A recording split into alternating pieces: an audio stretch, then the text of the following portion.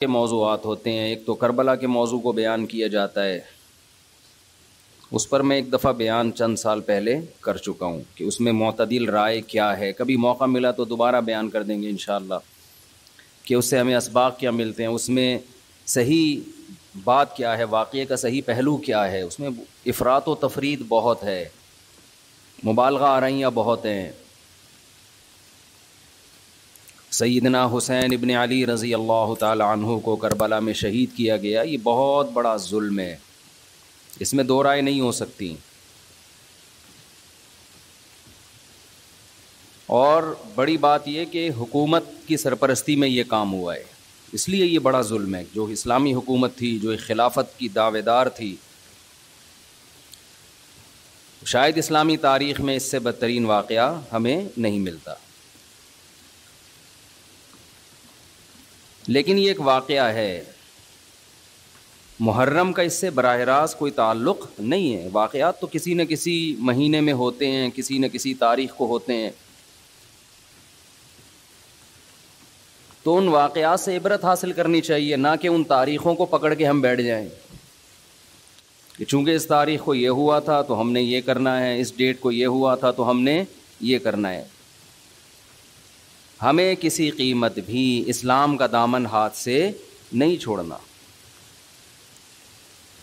حضرت حسین رضی اللہ تعالی عنہ جو کربلا میں نکلے تو محرم ہونے کی وجہ سے تھوڑی نکلے تھے, تو سیاسی حالات کو درست کرنے کی نیت سے نکلے. وہ محرم ہوتا تو بھی جاتے, سفر ہوتا تو بھی جاتے, ربیع الاول ہوتا تو بھی جاتے, رمضان ہوتا تو بھی جاتے. اس کا محرم سے کیا تعلق ہے؟ جس چیز کو آپ نے حق پہ سمجھا اس کے لیے آپ نے خروج کیا, اس کے لیے اپنی گردن کٹا دی. غیرت کی شہادت کو ذلت کی زندگی پر ترجیح دی, پورا خاندان کٹوا دیا, مگر غیرت پر سودا نہیں کیا. تو اگر یہ سفر میں آپ کو موقع ملتا تو آپ سفر میں نکلتے, ربیع الاول میں موقع ملتا تو ربیع الاول میں نکلتے, رمضان میں ملتا تو رمضان میں نکلتے. ہمیں کیا کرنا ہے, چاہے محرم ہو, چاہے سفر ہو, چاہے ربیع الاول ہو, چاہے ربیع الثانی ہو, جمادی الاولیٰ, جمادی الثانیہ, رجب, شعبان, رمضان, ہمیں حکم یہ ہے کہ شریعت نے ہمیں جو حکم دیا ہم اس سے تجاوز نہ کریں. اسلام کیا آرڈر دیتا ہے ہمیں؟ اسلام ہمیں غم کے موقع پہ بھی احکام دیتا ہے اور خوشی کے موقع پہ بھی احکام دیتا ہے. اس سے ہم نے دائیں بائیں نہیں ہونا. الذین اذا اصابتهم مصیبۃ قالوا انا للہ وانا الیہ راجعون. اہل ایمان کی علامت ہے جب انہیں کوئی مصیبت پہنچتی ہے تو کیا کہتے ہیں, ہم اللہ ہی کے لیے ہیں اور ہم نے لوٹ کر اللہ ہی کی طرف جانا ہے. یہ کہہ کے صبر کرتے ہیں. دیکھو, مصیبت کے موقع پہ آپ کے پاس دو آپشن ہیں, یہ قرآن نے دی ہیں. ایک انتقام, انما السبیل علی الذین یظلمون الناس, فرمایا جو کسی پہ ظلم کرے گا اس پہ گناہ ہوگا, جو ظلم کا بدلہ لے گا اس پہ گناہ نہیں ہوگا. وَجَزَاءُ سَيِّئَةٍ سَيِّئَةٌ مِثْلُهَا, قرآن کہہ رہا ہے برائی کا بدلہ اسی کے بقدر برائی. یہ بھی آپشن آپ کے پاس ہے. کسی نے آپ کے ساتھ ظلم کیا, زیادتی کی, آپ ظالم سے بولیں بدلہ لیں, آپ اجازت دی. تبھی تو قرآن نے کہا کوئی کسی کو قتل کر دے, فَقَدْ جَعَلْنَا لِوَلِيِّهِ سُلْطَانًا فَلَا يُسْرِفْ فِي الْقَتْلِ. اللہ کہتے ہیں ہم نے مقتول کے وارث کو اجازت دی ہے کہ قاتل سے بدلہ لے لے. ہم نے اس کو یہ قدرت دے دی ہے, ہم نے طاقت دے دی ہے, ہم نے اجازت دے دی ہے. بین الاقوامی لاء تو کہتا ہے کہ قاتل کو آپ قتل نہیں کر سکتے, اس کو یہ ہوگا, عمر قید ہوگی. اللہ کہتے ہیں نہ نہ نہ نہ, کسی کے باپ کو قتل کر دیا گیا, بیٹے کو پرمیشن ہے کہ وہ قاتل سے قصاص لے. حکومت اس میں تعاون کرے گی, قصاص تو یہی لے گا, حکومت کا کام ہے قاتل کو پکڑ کے مقتول کے وارث کے حوالے کرنا. بتا بھائی چھوڑنا چاہتا ہے یا مارنا چاہتا ہے. حکومت کا یہ کام ہے. حکومت چھوڑ نہیں سکتی آپشن, کیونکہ گورنمنٹ کا بندہ نہیں گیا ہے. بندہ تو جس کا گیا اس کو تکلیف ہوئی ہے نا. جو سیکولر حکومتیں ہیں وہ انسانوں کو اپنا غلام سمجھتی ہیں, حالانکہ وہ دعویٰ کرتے ہیں کہ ہم انسانوں کو غلامی سے نکال رہے ہیں. اسلام کہتے ہیں کسی کے غلام نہیں ہے, کوئی حکومت کا غلام نہیں ہوتا. حکومت کا کام مینجمنٹ ہے اور لوگوں کو ظلم کا بدلہ دلانا ہے, عدل و انصاف فراہم کرنا ہے. دنیا نے کیا کیا؟ قانون سازی کر کے انسانوں کے اوپر تھوپ دی ہے. وہ کیا کیا تھوپی ہے وہ ایک لمبی کہانی ہے. کہ دعویٰ تو یہ ہے کہ ہم آزادی, انسان کو آزاد کر رہے ہیں. آزاد نہیں کر رہے, سب کی غلامی سے نکال کے اپنا غلام بنا رہے ہیں. عورت کو شوہر کی غلامی سے نکالا, ریاست کا غلام بنا دیا. شوہر جو باپ پہ خرچ کرتا, بیوی پہ خرچ کرتا, بولا نہیں باپ بیوی پہ خرچ نہیں کرو, ایک ڈھیلا بھی تم پہ, ہمیں ٹیکس دو, 40% ہمیں دو اپنی تنخواہ کا. 1 لاکھ کما رہے ہو, 40,000 ہمیں دو, ہماری مرضی, پھر ہم تمہارے باپ کو اولڈ ہاؤس میں کتنا دیں اور تمہاری بیوی کو ہم کتنا دیں, یہ ہماری مرضی, ہمارا ہیڈک ہے, تمہارا نہیں ہے. یہ اسلام ریلیشن کا قائل ہے. ریلیشن شوہر بیوی کا ریلیشن ہے. شوہر بیوی پہ خرچ کرے گا تاکہ بیوی اس سے محبت کرے. بیٹا باپ پہ خرچ کرے گا تاکہ باپ اپنے بچوں کو شوق سے پالیں گے, یہ بڑھاپے میں ہمارا سہارا ہے. آپ نے سارے ریلیشن ختم کر کے لوگوں کو غلام بنا دیا. کس کا؟ ریاست کا. اسی میں یہی ہے کہ اسلام کہتا ہے کسی کے باپ کو قتل کیا گیا ہے, انتقام کی آگ کس میں بھڑک رہی ہے؟ گورنمنٹ میں تھوڑی بھڑک رہی ہے. حکومت کا کیا لگتا ہے بھائی؟ وہ اچھا بھلا تمیز سے بیان چل رہا تھا, محبت سے غصہ آ گیا مجھے, آرام سے چل رہا تھا نا. یہی ہے نا, یہ لبرل لوگوں سے ہمیں واسطہ پڑتا ہے نا. صبح شام گوروں کے گیت گاتے رہتے ہیں بیٹھ کے, مغربی ممالک کے گیت گاتے ہیں. اتنا اچھا سسٹم, اتنا اچھا سسٹم. وہ کیا خاک سسٹم ہے یار یہ, جس میں انسان کو اس کے بنیادی حقوق نہیں مل رہے.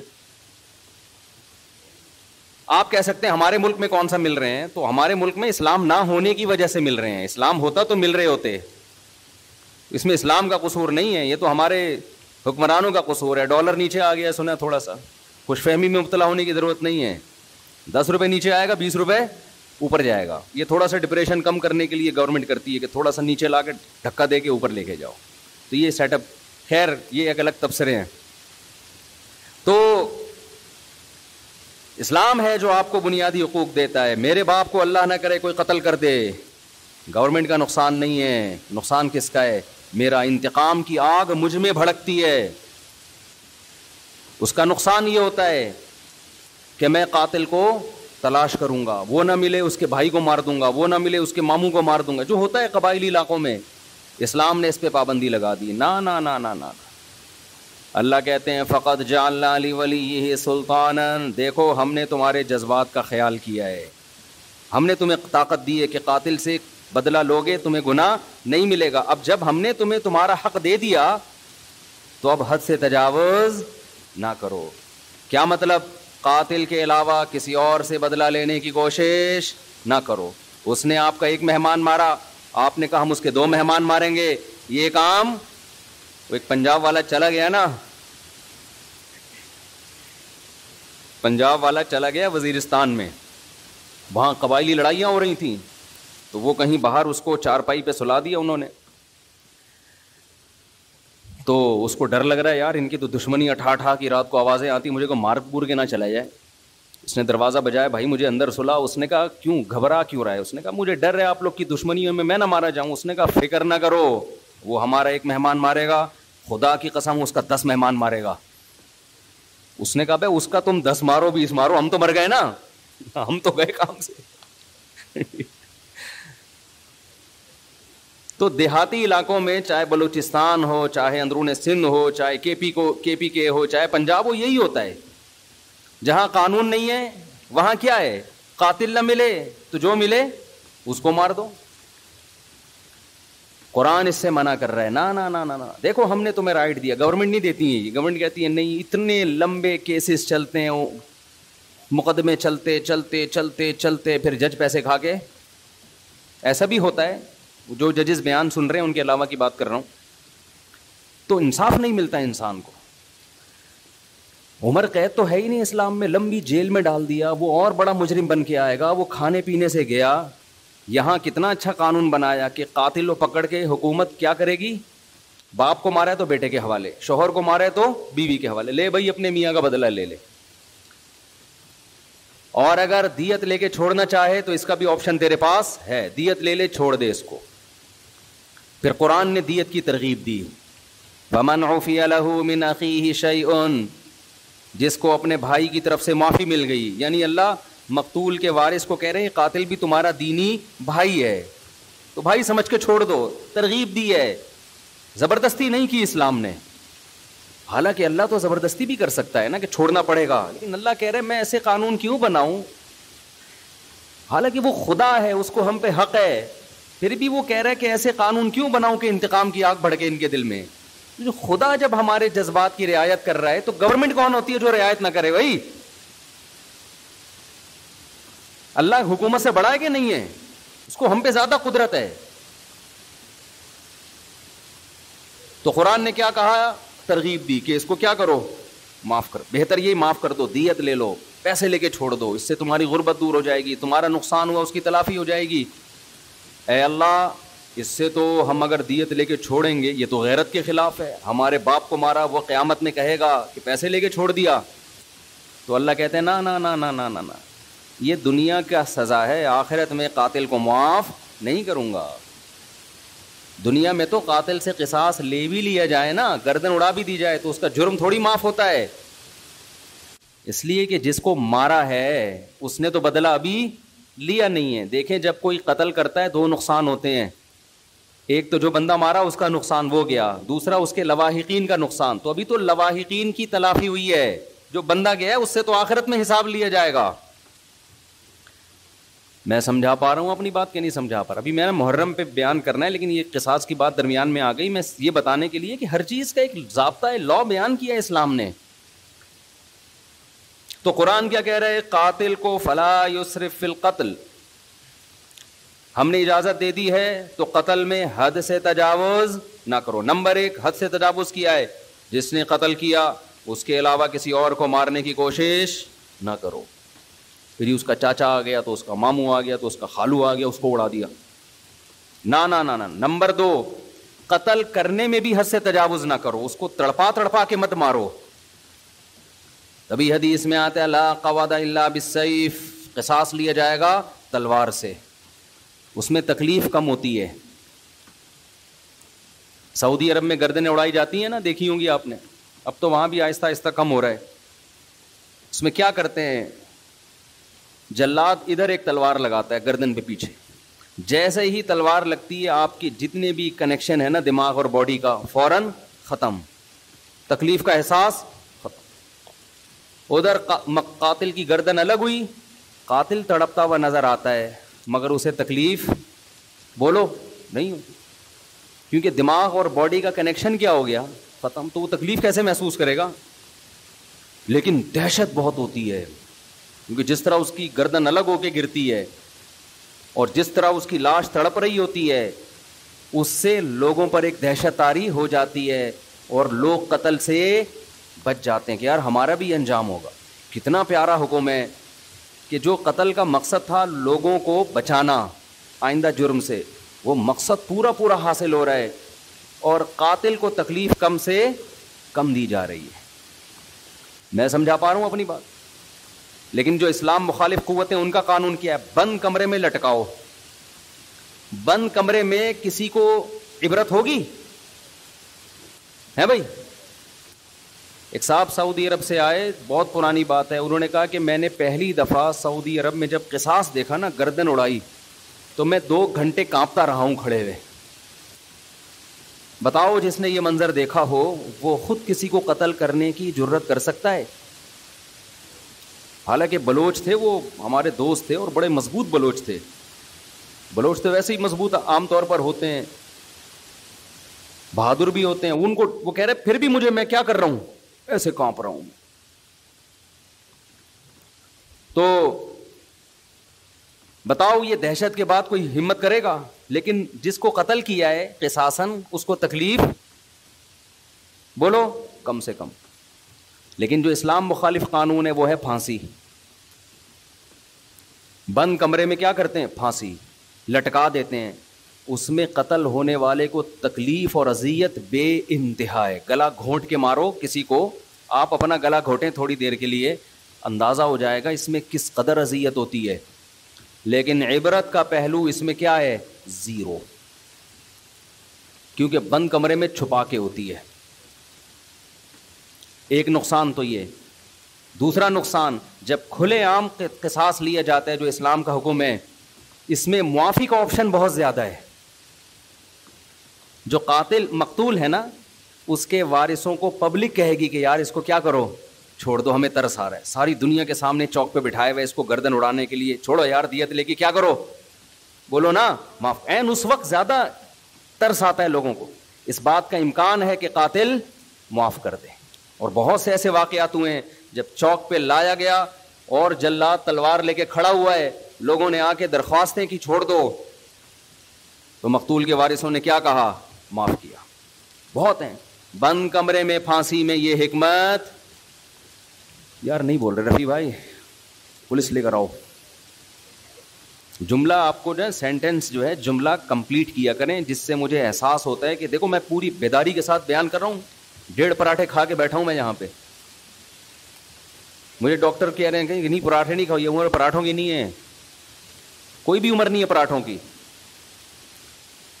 لیکن اگر ناشتے میں پراٹھے نہ ہوں تو وہ بیان ایسا مرجھایا ہوا ہوتا ہے. پھر جیسے آپ بیٹھے ہوئے ہیں نا, پھر میں ویسے بیٹھا ہوا ہوتا. تو اس کی ہم نے تلافی یہ کی ہے کہ بھائی صبح پراٹھے کھا لو, دوپہر کا کھانا نہ کر دو. کیا خیال ہے؟ اس کی تلافی اس طریقے سے, پراٹھے چھوڑ دیں, دنیا چھوڑ دے آدمی, ناشتے میں اس کے بغیر مزہ نہیں ہے.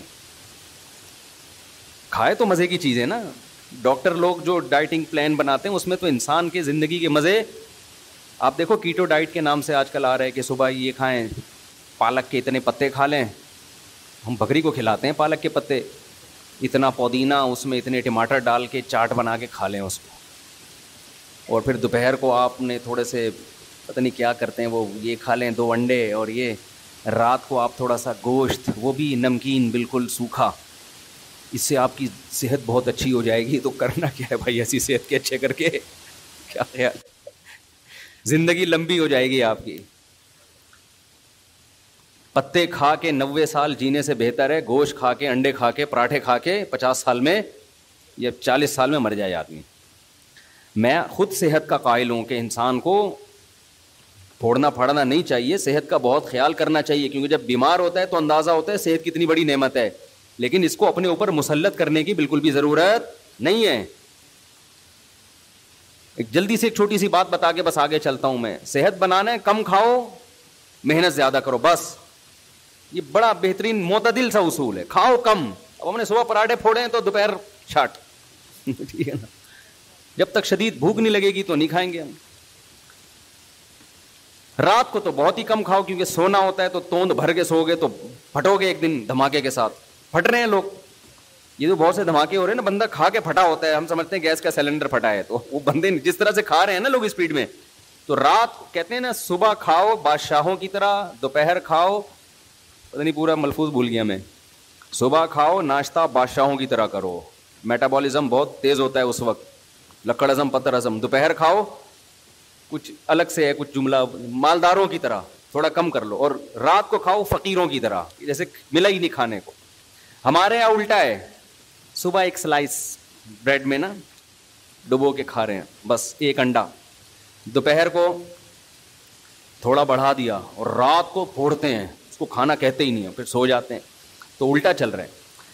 ماہرین کہتے ہیں نا کہ صبح زیادہ کھاؤ گے, پھر دوپہر کم اور رات کو اور کم, تو باڈی بھی ایسے ہو جائے گی. اور اگر الٹا چلایا نا صبح کم دوپہر زیادہ, تو باڈی بھی کیسی ہو جائے گی, ایسے اوپر سے چلنا شروع ہو گیا, ایسے پھولتے چلے جاؤ گے. خیر, کہاں سے آواز چلی گئی. تو میں قصاص کی بات کر رہا تھا, یہ بات درمیان میں آ گئی, محرم پہ آؤں گا انشاءاللہ ابھی. تو عرض یہ کر رہا تھا کہ دیکھو کتنی حکمتیں ہیں نا اسلام کی, کوئی دین اسلام جیسا ہے نہیں, ہو نہیں سکتا. تو اس میں معافی کا بھی چانس زیادہ ہے کہ قاتل کو معاف کرنے کا آپشن اس میں زیادہ ہے. جب کھلے عام ہوگا تو انسان کا دل نرم ہو جاتا ہے, چل بھائی چھوڑ دیا میں نے, لوگ بھی اس کو ترغیب دیتے ہیں.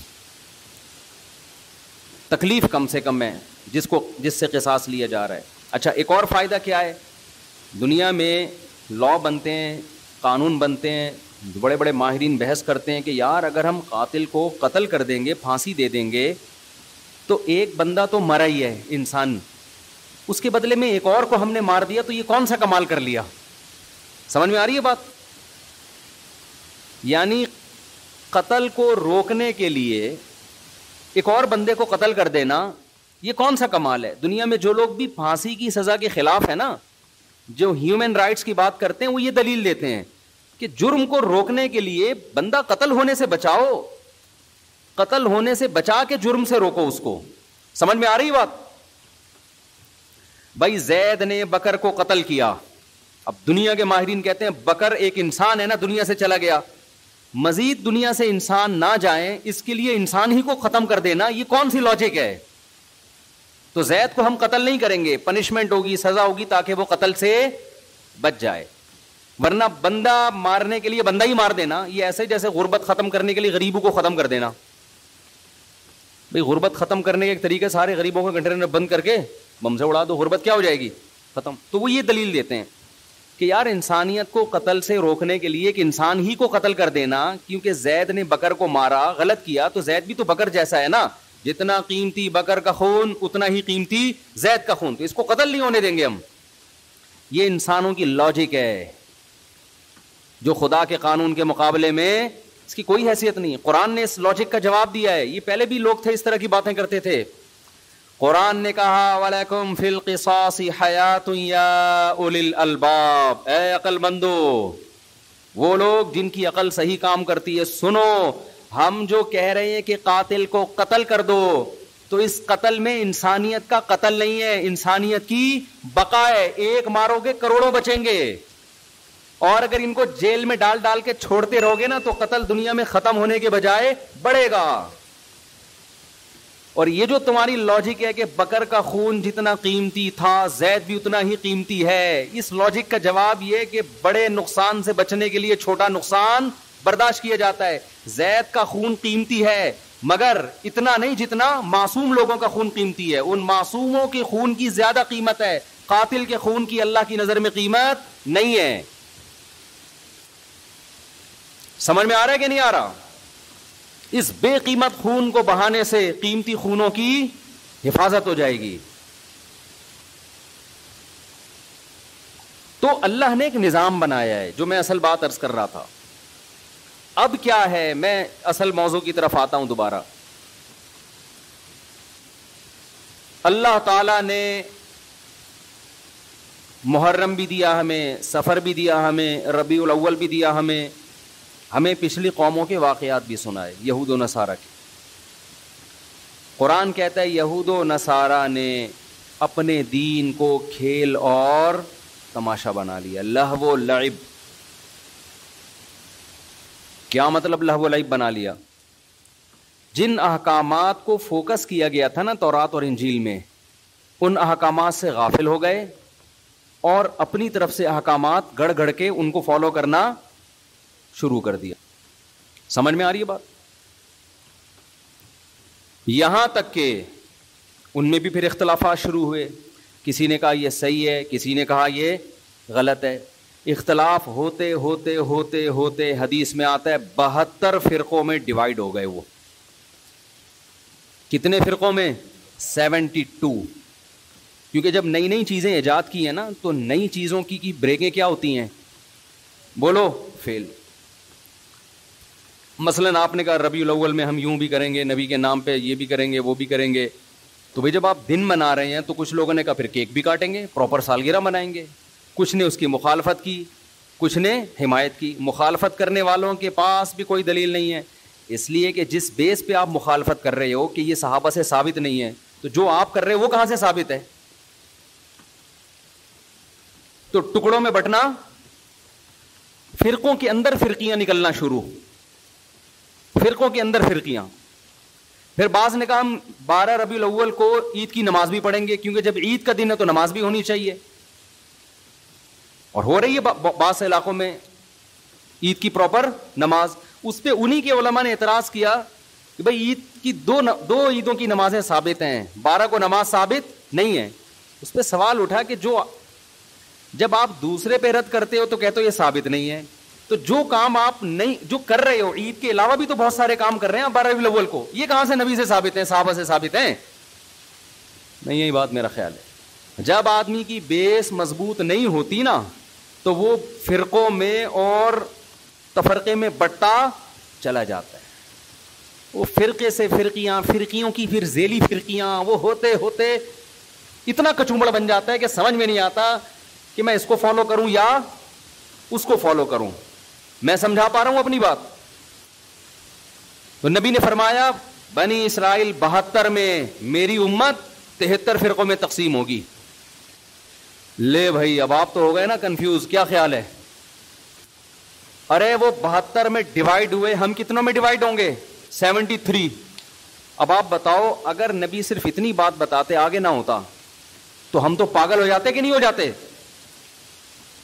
مجھے لگ رہا ہے آپ نہ پاگل ہوں گے نہ عقل مند ہوں گے. پاگل ہو جاتے ہیں نا کہ یار ہم تو اتنے کنفیوز ہو جائیں گے, کون سا, لوگ مجھ سے آ کے کہتے ہیں سمجھ میں نہیں آتا کون سا مولانا درست ہے, گرین چینل صحیح ہے کہ وائٹ چینل صحیح ہے کہ بلیک چینل صحیح ہے, کالے کپڑے پہنے کہ سفید کپڑے پہنے کہ پیلی چپل پہنے کہ نیلی چپل پہنے, چپلوں میں, کرتوں میں, ٹوپیوں میں, بغیر ٹوپی والے. پنجاب میں ایسی مسجد بھی ہے, میں پنجاب گیا ہوا تھا تو مسجد میں 2 جماعتیں ہو رہی تھی, ٹوپی والوں کی الگ اور بغیر ٹوپی والوں کی الگ. ایک فرقہ ہے وہ کہتا ٹوپی نہیں پہنو, وہ کبھی بھی ٹوپی نہیں پہنتے. ایک ٹوپی والوں کی الگ ہو رہی تھی اور بغیر ٹوپی والوں کی الگ ہو رہی تھی. تو فرقے در فرقیاں, یہ فرقیاں لفظ میں نے خود نکالا ہے, فرقی یہ ہے نہیں عربی میں, لیکن یہ اردو میں یہی اچھا لگ رہا ہے. جیسے مولانا ہوتے ہیں نا, ہمارے سر میں تو مولانا کا مطلب مولانا, مولوی کا مطلب تھوڑا سا چھوٹا قسم کا, اور ایک حضرت نے ایک لفظ نکالا تھا مولوڑی, جو بالکل جس کو کچھ بھی نہ آتا ہو لیکن مولانا بن کے گھوم رہا ہو. تو کہتے ہیں یہ جو مولوڑی ہیں نا یہ فساد پیدا کرتی ہیں, نہ یہ مولوی ہے نہ یہ مولانا ہے, یہ کیا ہے, چھوٹی چھوٹی مولوڑیاں, ان کو آتا کچھ بھی نہیں ہے لیکن مولانا بنے ہوئے فتوے دے رہے ہوتے ہیں. تو 73 فرقوں میں امت کیا ہوگی؟ ڈیوائیڈ. ہم ابھی اسی سے ڈرے بیٹھے تھے کہ یار اتنے فرقے, نبی نے ہمیں اور ڈرا دیا. آگے جو الفاظ ہیں اس سے تو اور زیادہ خوف پیدا ہو رہا ہے, پھر نبی تسلی بھی دیں گے, اور خوف پیدا ہو رہا ہے. آپ نے فرمایا کلہم فی النار الا واحدہ, ایک کے علاوہ سب کے سب کہاں جائیں گے؟ جہنم کی آگ میں. سب کو اٹھا کے پھینک دے گا اللہ جہنم میں.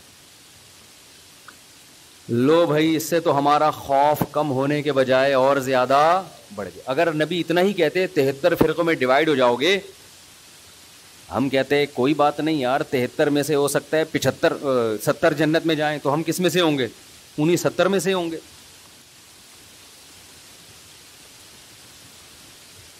یہ بہت اہم بیان کر رہا ہوں, اس کو کھوپڑی میں بٹھائیں کسی طریقے سے.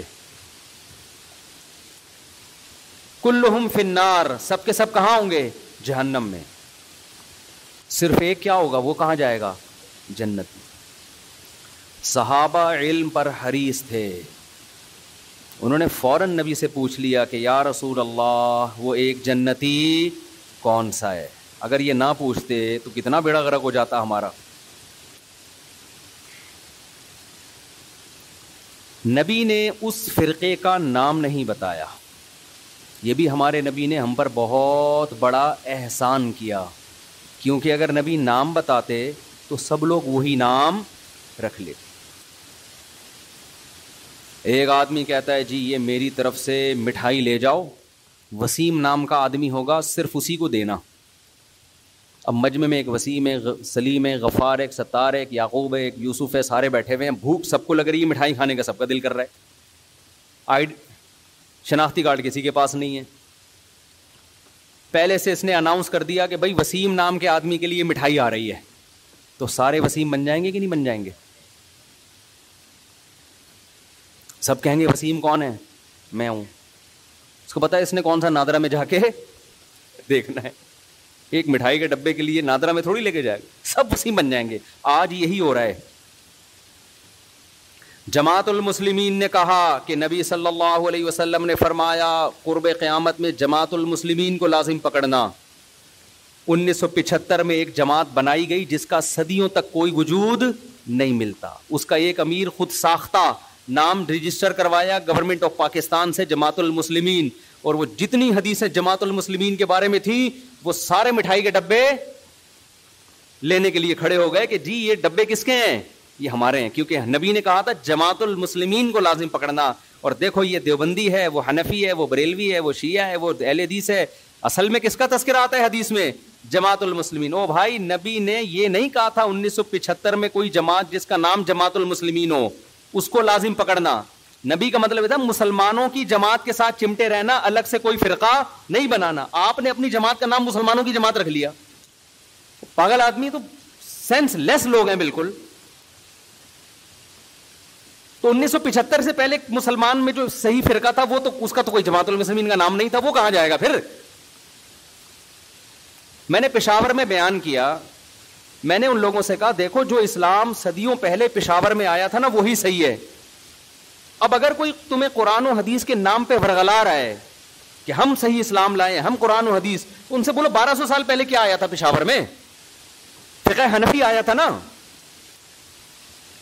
تو اب تھوڑی اسلام آ رہا ہے, ساری کتابوں میں لکھا ہے اسلام پشاور میں 1000 سال 1200 سال پہلے آیا, تو وہ کیا آیا تھا اور اب کیا آ رہا ہے؟ اس پہ ایک مولانا نے میرے خلاف بیان کیا کہ اہل حدیث تو امام احمد بن حنبل کے دور میں بھی تھے. مجھے اہل حدیث سے اتنا بڑا اختلاف نہیں ہے, میں ان کو اہل سنت والجماعت میں داخل سمجھتا ہوں چند اختلافات کے ساتھ. وہ میرے اختلافات ہیں, وہ علمی نوعیت کے اختلافات ہیں. باقی ان میں جو متشدد ہیں وہ گمراہ ہیں, جو معتدل ہیں ان پہ ہم وہ فتویٰ نہیں لگاتے جو ہم دوسروں پہ لگاتے ہیں. لیکن یہ دلیل محترم کی صحیح نہیں ہے, اس لیے کہ آپ جو امام احمد بن حنبل سے ثابت کر رہے ہیں کہ انہوں نے کہا اہل حدیث جنت میں جائیں گے, اس سے وہ فرقہ اہل حدیث مراد نہیں ہے. اس سے وہ لوگ مراد ہے جو حدیث کو فالو کرتے ہیں. تو ابو حنیفہ بھی حدیث کو فالو کرتے تھے, امام شافعی بھی فالو کرتے تھے, اب امام احمد بن حنبل بھی فالو کرتے تھے. اس کی سب سے بڑی دلیل یہ ہے کہ امام احمد بن حنبل کے فالوورز کو اہل حدیث نہیں کہا جاتا بلکہ حنبلی کہا جاتا ہے, حالانکہ وہ تو اہل حدیث ہیں, کیونکہ امام احمد بن حنبل خود اہل حدیث ہیں, تو ان کے فالوورز کو حنبلی کیوں کہہ رہے ہو پھر؟ میں سمجھا پا رہا ہوں اپنی بات؟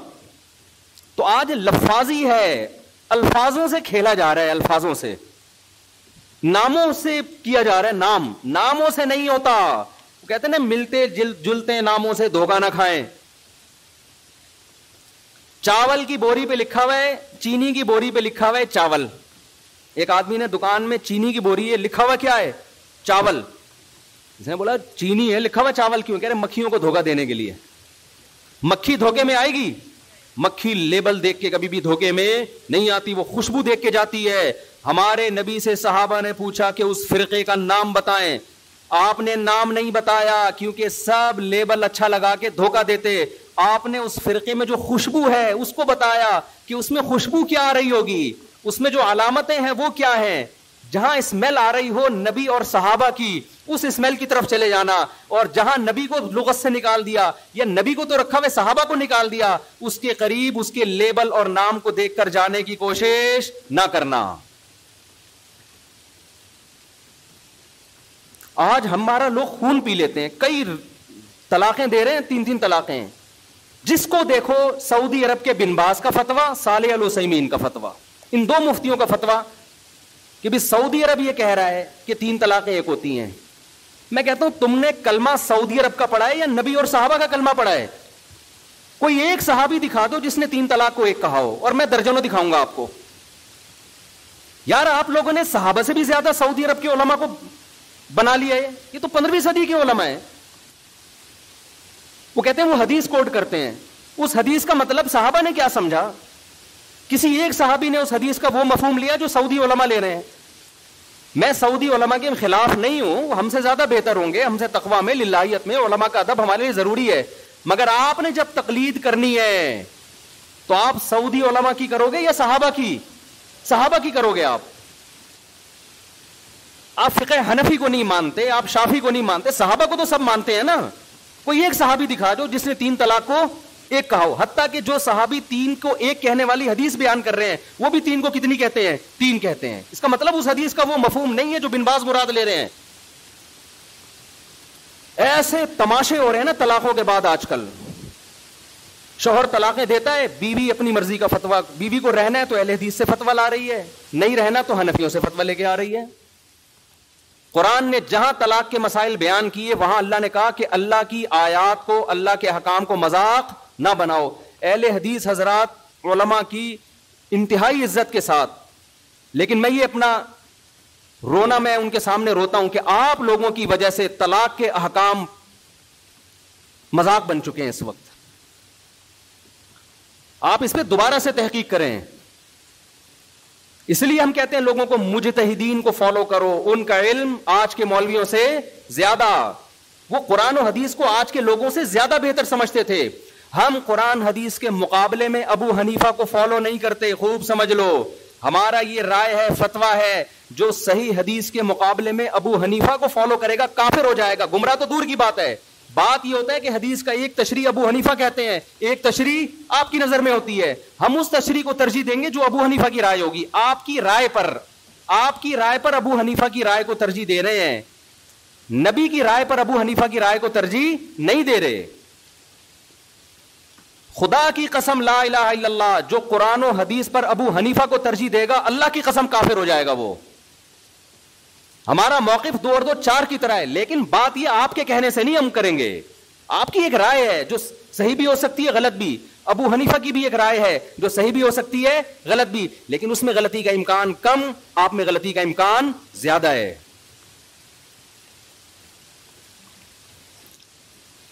تو طلاق ثلاث میں تو 4 ائمہ متفق ہیں, یہ تو تابعین تبع تابعین کے دور کے ہیں, سارے صحابہ متفق ہیں, آپ کو حدیث مل گئی. کیسی بات ہے بھائی. میں ایک اہل حدیث عالم کے پاس گیا, میں نے فتویٰ دیا تھا 3 طلاقیں واقع ہو گئی ہیں. وہ صاحب لے آئے اہل حدیث سے فتویٰ.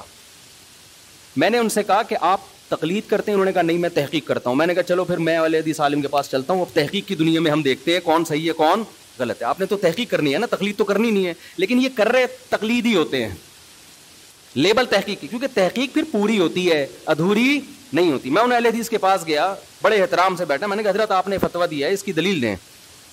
انہوں نے صحیح مسلم کی مشہور حدیث پیش کر دی, نبی کے دور میں 3 ایک سمجھی جاتی تھی, ابو بکر کے دور میں. میں نے کہا ایسے تو متا کے بارے میں بھی آتا ہے, نبی کے دور میں متا جائز سمجھا جاتا تھا, ابو بکر کے دور میں عمر نے پابندی لگائی,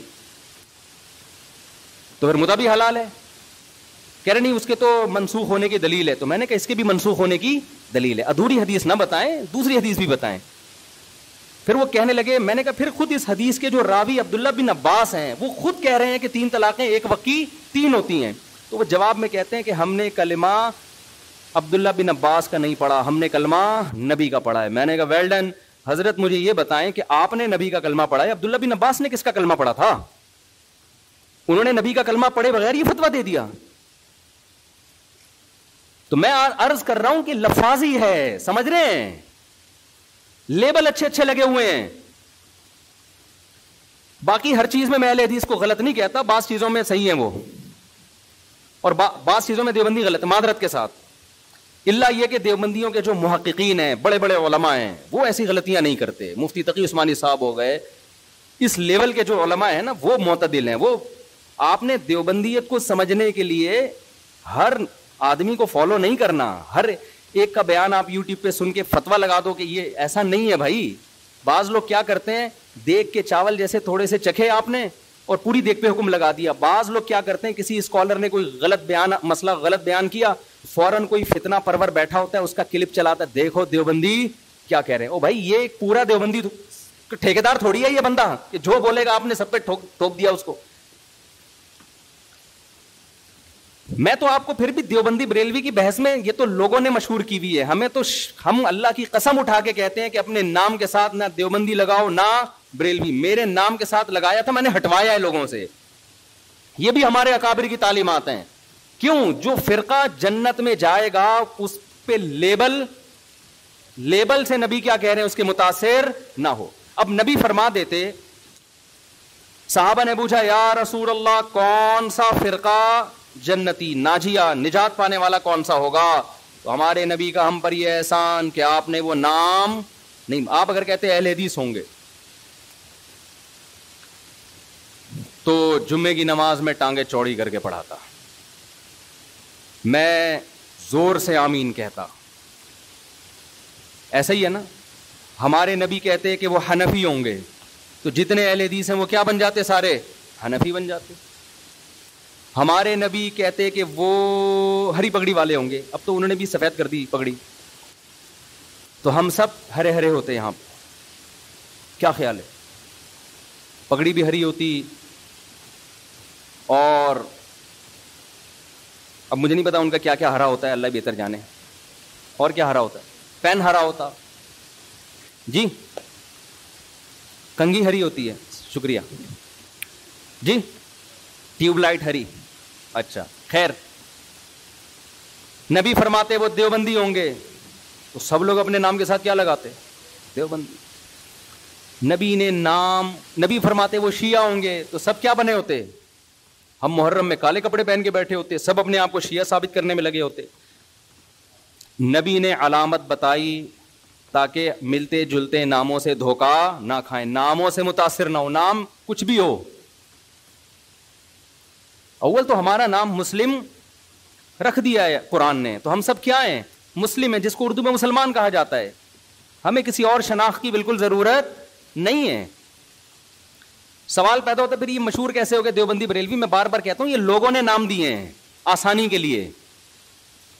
مثال کے یہ لوگ کیوں نام دیتے ہیں؟ آپ کہیں رشتہ لینے کے لیے جائیں, لڑکی والے آپ کا کانسیپٹ پوچھنا چاہتے ہیں کہ یہ میلاد شریف والا ہے, تیجے 40ویں والا ہے, ربیع الاول میں پروگرام والا ہے, یا یہ والا نہیں ہے.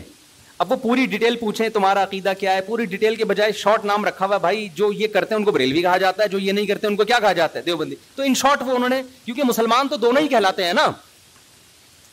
ایک صاحب مجھے کہنے لگے آپ حنفی کیوں ہیں, آپ مسلم کیوں نہیں ہیں؟ میں نے کہا ہم حنفی شافی کے مقابلے میں ہیں, غیر مسلم کے مقابلے میں ہم مسلم ہیں. ہم دیوبندی بریلوی کے مقابلے میں کہلاتے ہیں, غیر مسلم کے مقابلے میں تھوڑی ہم دیوبندی ہوں, تو مسلم ہیں.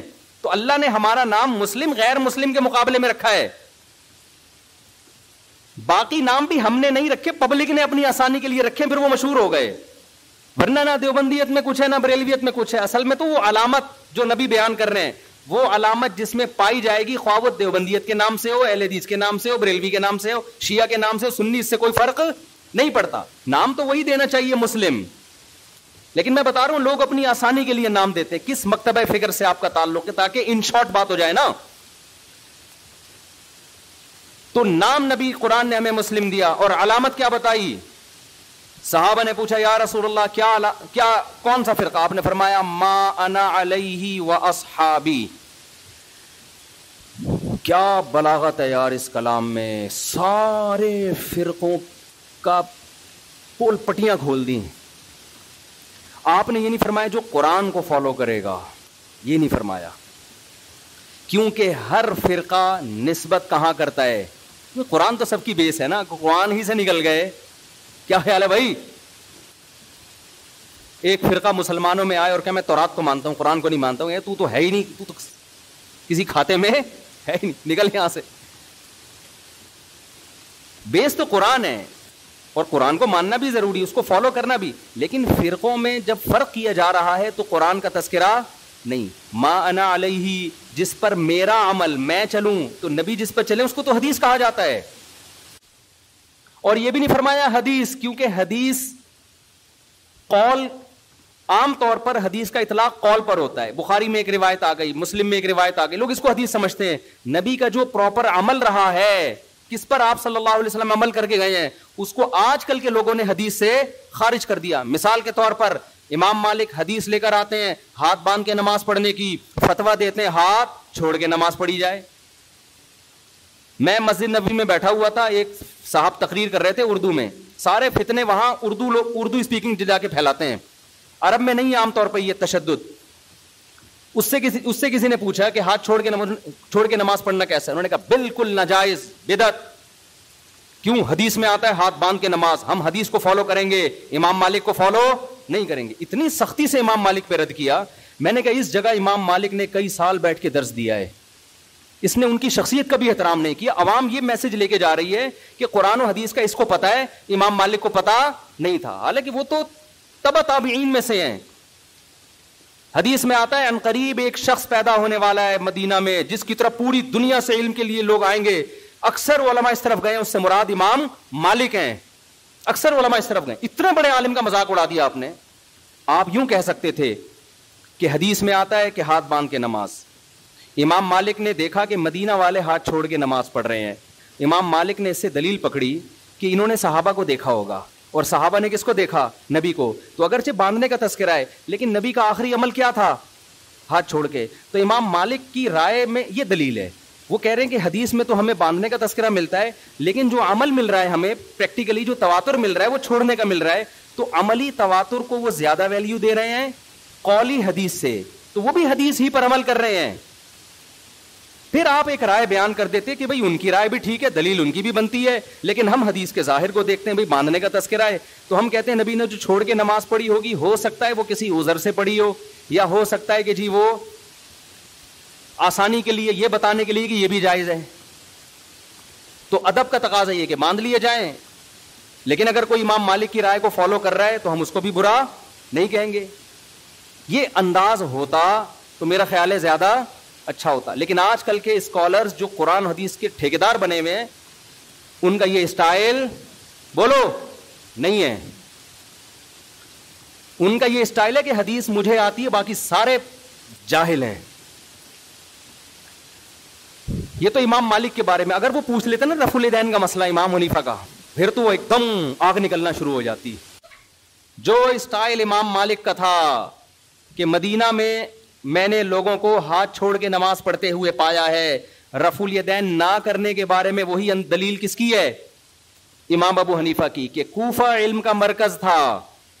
کوفہ میں عبداللہ بن مسعود اور علی رضی اللہ تعالیٰ عنہ کے آ کے آباد ہوئے. یہ دونوں صحابہ علم میں دوسروں سے بہت زیادہ تھے.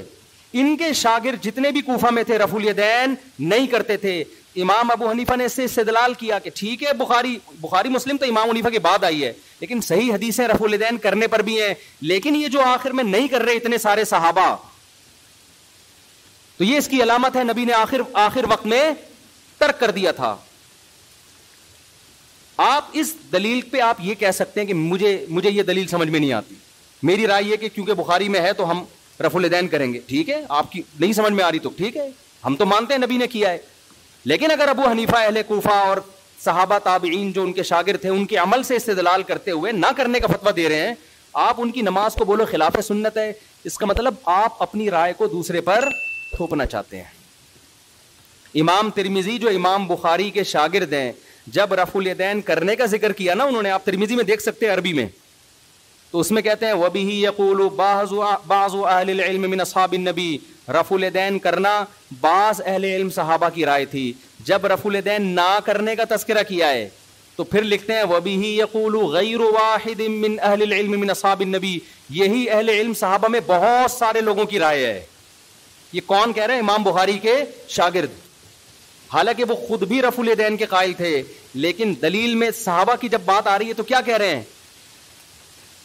تو میں آپ سے عرض کر رہا ہوں کہ ہر محدث ہر مجتہد کا اپنا ایک اصول ہوتا ہے, اور اس کا بنیادی مقصد کس کو فالو کرنا ہے؟ نبی کو فالو کرنا. تو آپ صرف قولی حدیث لے رہے ہو, نبی کا عمل نہیں دیکھ رہے, یہ مسٹیک ہے. تو نبی نے پہلی علامت کیا بیان کی؟ ما انا علیہ, بولو نا, وہ اصحابی, جس پر میں ہوں, جو میرا عمل ہے جس پر. تو یہ نبی کا عمل تھا. اب اس عمل میں اختلاف ہو سکتا ہے, کوئی کہہ رہا ہے ہاتھ چھوڑ کے نماز کا عمل تھا, کوئی کہہ رہا ہے ہاتھ باندھ کے نماز کا عمل تھا, کوئی کہہ رہا ہے رفع الیدین کا عمل تھا, کوئی کہہ رہا ہے نہ کرنے کا عمل تھا, آخر عمل. ٹھیک ہے, یہ اختلاف شریعت میں ناپسندیدہ نہیں ہے. اس اختلاف کی بیس پہ فرقے نہیں بنتے, کوئی بنائے گا تو وہ جہنمی ہے.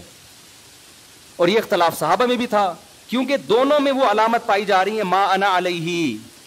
کامیاب فرقے کی علامت کیا ہے؟ جس پر نبی کا عمل. تو نبی کا عمل دونوں پر ہے نا, تو اس میں آپ دونوں میں سے کسی کو بھی غلط بولو نا یار. نہ ہاتھ باندھ کے نماز پڑھنے والے کو, نہ ہاتھ چھوڑ کے, نہ رفع الیدین کرنے والے کو, نہ کرنے والے کو, کیونکہ دونوں کے پاس دلیل ہے, دونوں مکتبہ فکر کی, اور دونوں کہاں سے ثابت کرتے ہیں؟ نبی سے. تو اس بیس پہ جتنا بھی اختلاف ہو, اس اختلاف سے جنت اور جہنم کا فتویٰ نہیں لگتا. سمجھ میں آ رہی ہے بات؟ اگلی بات, نبی یہاں کہہ کے رکے نہیں صرف ما انا علیہ. اگر آپ رک جاتے تو ہم صحابہ کو بیچ سے نکال دیتے. ہم کہتے ہیں حدیث میں کیا آ رہا ہے, بس نبی نے فرمایا وا اصحابی, کیوں؟ اب دیکھو ترتیب کیا ہے. آپ نے قرآن کا ذکر کیوں نہیں کیا؟ کیونکہ قرآن کی لوگ ایسی تشریح کریں گے جو نبی کی تشریح کے خلاف. جیسے غامدی صاحب اللہ ان کی عمر میں برکت دے, بہت ساری تشریحات ایسی کرتے ہیں قرآن کی جو حدیثوں کے خلاف جا رہی ہیں. نبی نے شادی شدہ زانی مرد کو رجم کیا ہے, ساری دنیا جانتی ہے, متواتر روایات ہیں. وہ قرآن کی آیت کی تشریح کرتے ہیں کہ زانی مرد اور عورت کو 100 کوڑے مارو. تشریح ایسی کر رہے ہیں جس میں شادی شدہ کو بھی شامل کر رہے ہیں, حالانکہ یہ کنواروں کے بارے میں نازل ہوئی ہے. حدیث سے پتہ چلتا ہے, متواتر حدیث سے. تو نبی نے کیا فرمایا؟ قرآن کا تذکرہ کیوں نہیں ڈائریکٹ اپنے عمل کو پیش کیا, تاکہ لوگ قرآن کی وہ تشریح نہ کریں جو میرے عمل کے, صرف میری حدیث نہیں, میرے عمل کے بھی خلاف ہو. اور عمل بھی نبی کا اصل میں حدیث ہی کہلاتا ہے. 2 قسمیں, قولی اور ایک فعلی. آپ نے ایک عمل کیا, صحابہ نے سینہ بسینہ اس عمل کو نقل کیا, یہ بھی حدیث ہے.